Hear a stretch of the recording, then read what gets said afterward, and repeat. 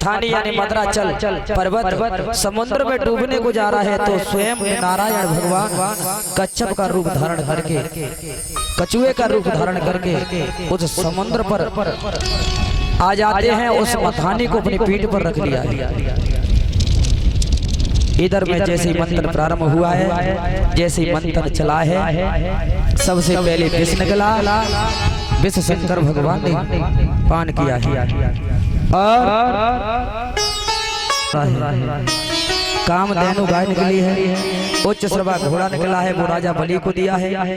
चंद्रमा निकला है, वो भोले बाबा को दिया है। ऐरावत हाथी निकला है, वो इंद्र को दिया है। कौस्तुभ मणि निकली है, वो नारायण। और कल्प वृक्ष निकला है, और अप्सरा भी निकली है, वो भी स्वर्ग को चली जाती है। और कल्प वृक्ष भी वो स्वर्ग को चला जाता है। अब तो महाराज 8वें स्कंद के 8वें अध्याय के 8वें श्लोक में अपनी चमक के द्वारा देशों को शोभित करती हुई एक साक्षात लक्ष्मी मैया प्रकट हो गई उस मंत्र के द्वारा। इधर में नाना प्रकार से लक्ष्मी मैया को देखकर सब चाहने लगे, देवी जी हमें मिल जाए, लक्ष्मी मैया हमें मिल जाए। लेकिन लक्ष्मी मैया ने सबसे सब में कमी निकाली। और दुर्वासा जी में तब तो है, दुर्वासा ऋषि के पास गई है। दुर्वासा ऋषि से बोली इनमें तब तो है, लेकिन ये थोड़ा क्रोधी है। फिर आगे को बढ़ी है, भोले बाबा के पास पहुंची है। ये भोले बाबा बहुत सुंदर तो हैं, लेकिन इनका भेष अमंगल है। इधर में आगे को अंत में लक्ष्मी जी नारायण को देखा है। लक्ष्मी जी ने नारायण के गले में नाना प्रकार से अपनी वरमाला को डाल देती हैं। इधर में सभी देवता कहने लगे ये तो साक्षात लक्ष्मी है, नारायण को प्राप्त हुई है। इधर में जैसे फिर मंत्र द्वारा हुआ है, तो वरुण निकली है, वो असुरों को दी है। बाद में सबसे पहले धन्वंतरी महाराज निकले हैं, वो अमृत का कलश लेकर के। दैत्यों ने उस अमृत के कलश को झपट लिया। इधर में दैत्य उस अमृत के कलश को लेकर के भगने लगे हैं। इधर में श्री सुखदेव जी कहते हैं, हे राजन परिचय। इधर में तब भगवान ने सोचा, अगर ये अमृत दैत्यों ने इनका पान कर लिया तो अमर हो जाएंगे, देवता वैसे ही रह जाएंगे, इसलिए मुझे ही कुछ करना चाहिए। तब भगवान ने मोहिनी रूप अवतार धारण करके भगवान छैल छबीले बन करके ये तो नाना प्रकार से दैत्यों को मोहने लगे हैं अपने रूप यौवन की छवि को डाल करके। हयो रूपमयो धाममयो अश्यानवं वयः कातवं कज्जपलासाच कुंतो वागीचकीर्षति। भगवान ने कहा, दैत्यों के पास जाकर के तुम कौन हो और मैं तुम्हारा परिचय जानना चाहती हूँ। दैत्यों ने जैसे देखा है मोहिनी को, एकदम से मोहित हो जाते हैं। कहने लगे, देवी हम कश्यप ऋषि के पुत्र हैं, कश्यप ऋषि की संतान है। नाना प्रकार से इधर में जैसे ही अमृत पीने को लेकर देवताओं और दानवों में झगड़ा हो रहा था, तब मोहिनी ने कहा कि देखो बेफजूल में झगड़ा मत करो, इस अमृत के कलश को मेरे को दे दो। और एक तरफ देवता बैठ जाओ और एक तरफ दैत्य बैठ जाओ। मैं आपको अपने हाथों से स्वयं अमृत का पान कराऊंगी। इधर में दैत्य उसको देख करके मोहित हो जाते हैं, अमृत का कलश मोहिनी को दे देते हैं। इधर में जैसे एक तरफ देवता बैठे, एक तरफ दैत्य बैठे। उन देवताओं के बीच में, सूर्य और चंद्रमा के बीच में राहु नाम का दैत्य बैठ गया। इधर में जैसे ही विश्व मोहिनी ने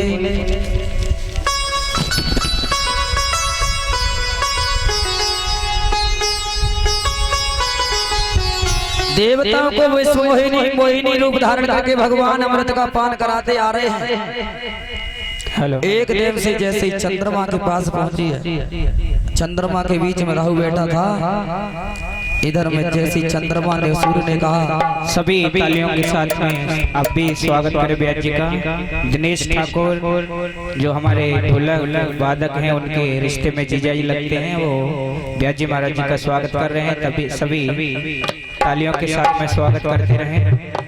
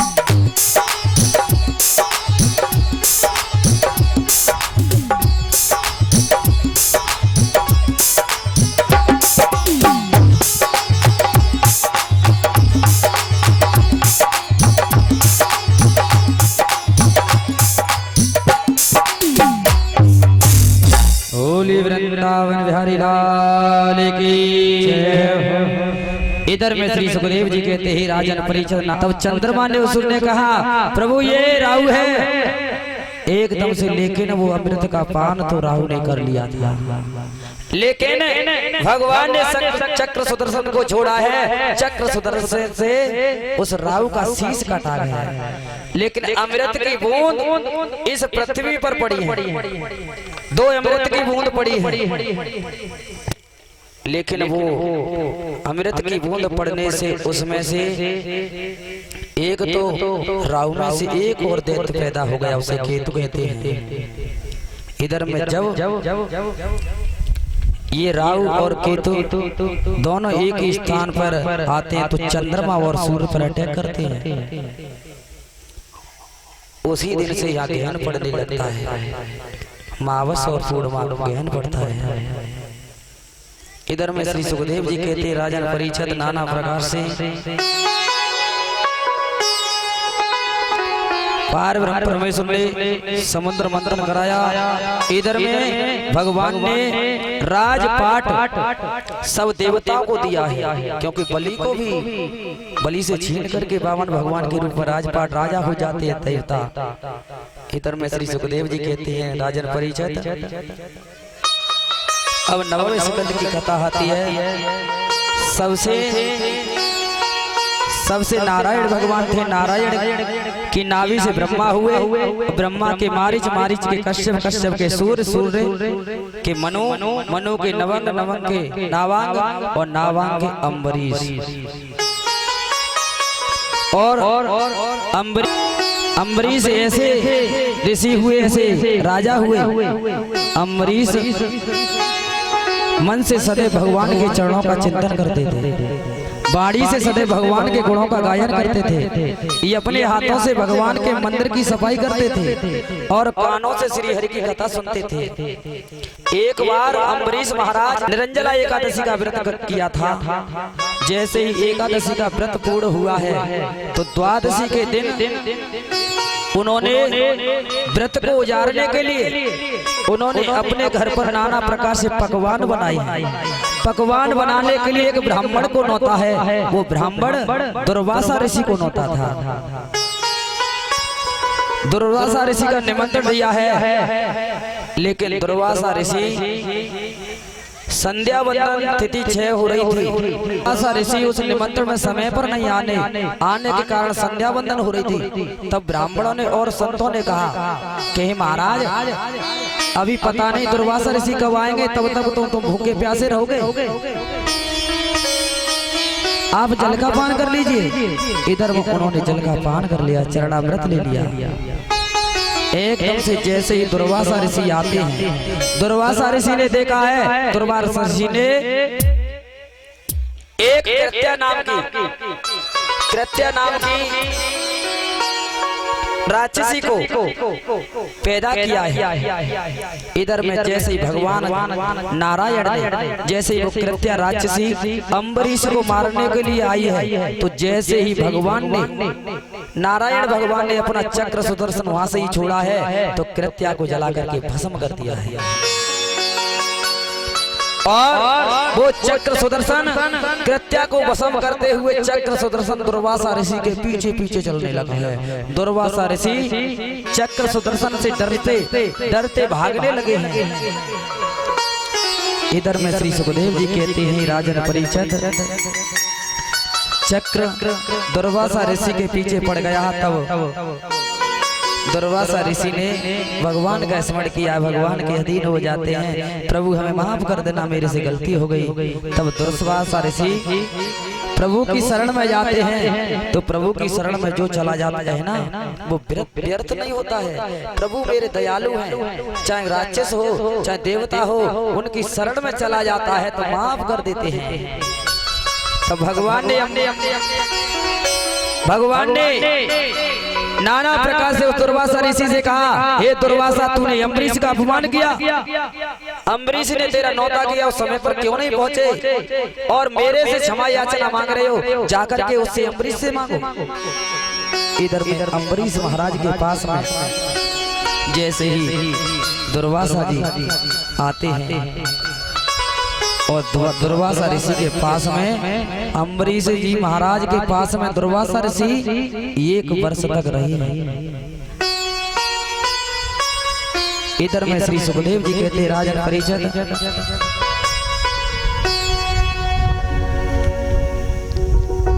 अगर अम्बरीश महाराज भगवान की निष्ठा रखते थे, भगवान की भक्ति करते थे, इसी वंश में आकर के स्वयं भगवान ने नाना प्रकार से अम्बरीश को दर्शन दिए।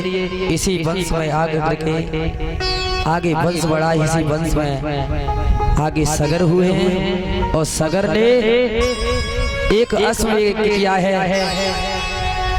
और यज्ञ में घोड़ा छोड़ा गया और उस यज्ञ के घोड़े को इंद्र चुरा के ले गया है।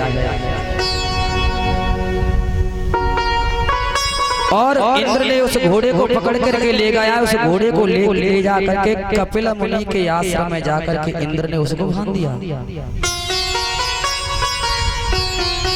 इधर में जैसे ही नाना प्रकार से सगर ने अपने पुत्रों को आदेश दिया, सगर के 60,000 पुत्र थे कि वो अश्व का यज्ञ का वो अश्व छोड़ा है, उसको खोज करके लाइए, वो कहाँ पर है, अभी तक उसका आता पता नहीं। तो 60,000 पुत्र यज्ञ को ढूंढने के लिए, अश्व को खोजने के, घोड़े को खोजने के लिए नाना प्रकार से निकले हैं। तो 60,000 पुत्रों ने नाना प्रकार से घूमा है, लेकिन कहीं घोड़ा का अता पता नहीं मिला है। तब बाद में सोचा कहीं पातालपुरी में या रसातल में तो नहीं है घोड़ा। तब पृथ्वी को नाना प्रकार से खोदना प्रारंभ किया है। इधर में जैसे ही खोदते और कपिल मुनि का आश्रम दिखा है, वो आश्रम के पास में घोड़ा बंधा हुआ देखा है।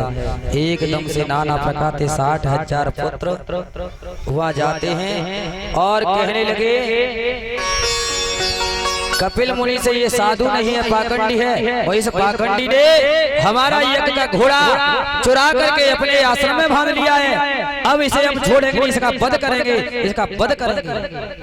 नाना प्रकार से सोचने लगे हैं, नाना प्रकार से कपिल मुनि भगवान को प्रताड़ित करने लगे हैं। तो कपिल मुनि भगवान के नेत्र खुल जाते हैं। 60,000 पुत्र नेत्र की दृष्टि पड़ने से रात की ढेरी हो जाती है, भस्मी हो जाती है। इधर में श्री सुखदेव जी कहते, राजन परीक्षित नाना प्रकार से सगर को मालूम हुआ कि हमारे पुत्रों कपिल मुनि के यहाँ भस्म हो गई तो इनका उद्धार भी करना है। तब स्वयं नाना प्रकार से इधर में उद्धार करने के लिए इसी वंश में दिलीप हुए। दिलीप ने नाना प्रकार से तपस्या की है। कपिल मुनि के आश्रम में जाकर के अर्चना किए तो कपिल मुनि ने कहा जब तक इनका उद्धार नहीं हो सकता तब तक आप स्वर्ग से गंगा को अवतारित नहीं कर सकते, पृथ्वी नहीं ला सकते। तो गंगा को अवतारित करने के लिए, अवतरण करने के लिए, पृथ्वी लाने के लिए दिलीप महाराज ने नाना प्रकार से साधना की है। लेकिन साधना करते करते करते करते वो प्राणांत को करते जाते, लेकिन गंगा को पृथ्वी पर ना ला पाए। इसी वंश में भागीरथ हुए।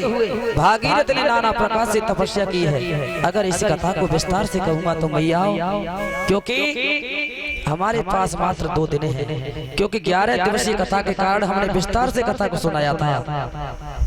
इसलिए इस कथा को अब हमें संक्षिप्त में सुनाना पड़ेगा, क्योंकि परिस्थितियों के कारण 11 दिवसीय कथा को 7 दिन की कथा कर दिया है। इसलिए शंका ना करें, यही मेरी करवट निवेदन प्रार्थना है। इधर में श्री सुखदेव जी कहते हैं राजन परिषद नाना प्रकार से इसी वंश में भागीरथ हुए। भागीरथ ने तपस्या करके गंगा को इस पृथ्वी पर लाए हैं। तब गंगा ने कह दिया कि मेरे बेग को तो कोई सवालेगा, सवालने वाला तो हो। तब कहा तो मैं क्या करूं। तब आकाशवाणी हुई है भागीरथ गंगा को अगर पृथ्वी लाना चाहते हो पहले भोले बाबा की आराधना करो। इस पृथ्वी पर ऐसा कोई देव नहीं है इस गंगा के बेग को संभाल सके, मात्र एक ही शंकर भगवान है।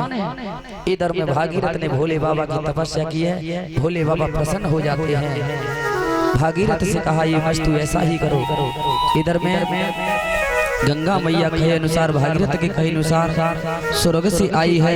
पहले शंकर की जटा में आई है। शंकर की जटा में घूमने लगी है, सोचने लगी अब कहा निकल जटाओं में से घूम घूम करके जटा से निकल करके इस पृथ्वी पर बहने लगी है। बह करके जो कपिल मुनि के आश्रम में जो 60,000 पुत्र की भस्म पड़ी थी उससे जाकर के गंगा मैया का जल स्पर्श हुआ है, तब उनका उद्धार हुआ है। इसी वंश में आगे नाना प्रकार से राजा हुए हैं। इसी वंश में महाराज हरिचंद हुए, सतवादी राजा हरिचंद हुए। इसी वंश में रोहतास हुए। ऐसे ही ये वंश आगे बढ़ा है। अगर एक एक नाम बताऊंगा तो भगवान का अवतार 40वीं पीढ़ी में हुआ है। 40वीं पीढ़ी में हुआ है। इसी वंश में महाराज रोहतास हुए और इसी वंश में खटवांग हुए और इसी वंश में आगे वंश बढ़ा है। इसी वंश में आगे दीर्घवायु हुए और दीर्घवायु हुए और इसी वंश में आगे रघु हुए और इसी वंश में आगे अज हुए और अज के दशरथ हुए। इधर में श्री सुखदेव जी कहते हैं राजन परिषद महाराज दशरथ नाना प्रकार से ये अपना राजपाट करते हैं। और तब परिषद जी महाराज ने कहा महाराज आज के दशरथ हुए तो महाराज दशरथ का जन्म कैसे हुआ। तब कहा हे परिषद महाराज दशरथ पृथ्वी को खोदा गया और पृथ्वी से 10 रथ निकले थे और 10वें रथ पर महाराज दशरथ निकले थे, इसलिए उनका नाम दशरथ हो गया। और इस कथा में कितने कारण है, अगर विस्तार से कहूंगा तो पूर्ण नहीं हो पाएगी, क्योंकि राम कथा इस भागवत में संक्षेप में बताई गई है।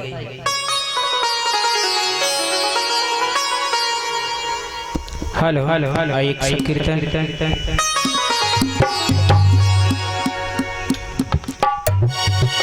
हो मीठी मीठी मेरे सांवरे की मुरली बाज, हो प्यारी मुरली बाज, होकर श्याम की दीवानी राधा गोरी नाच। मीठी मीठी मेरे सांवरे की मुरली बाज, हो प्यारी मुरली बाज, होकर श्याम की दीवानी राधा रानी नाच। होकर श्याम की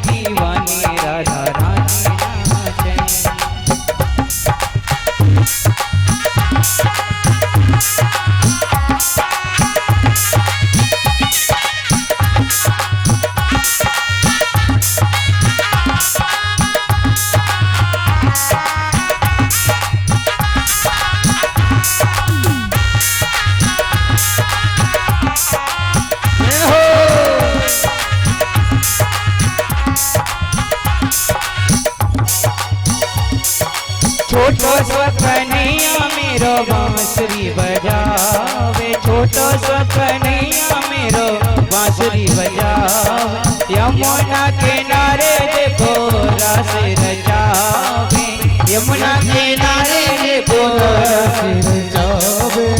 छोटो सो कन्हैया मेरो बांसुरी बजावे, छोटो सो कन्हैया मेरो बांसुरी बजावे।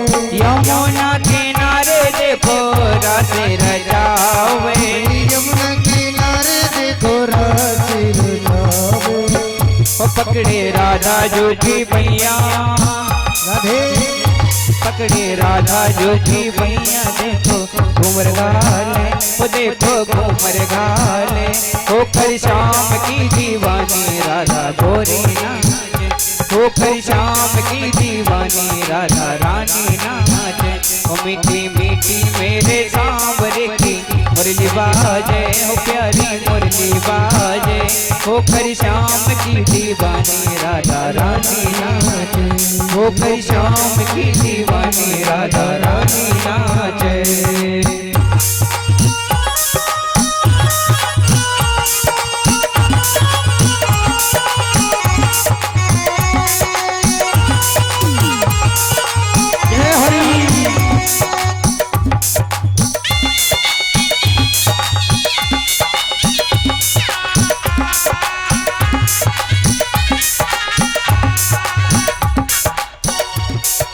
चमो चमो बाजे देखो राधे की पैजनिया, चमो चमो बाजे देखो राधे की कोयलिया।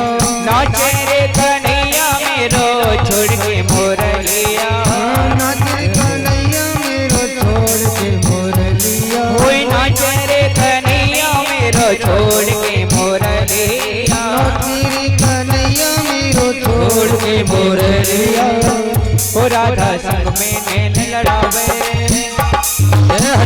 राधा संग में नैन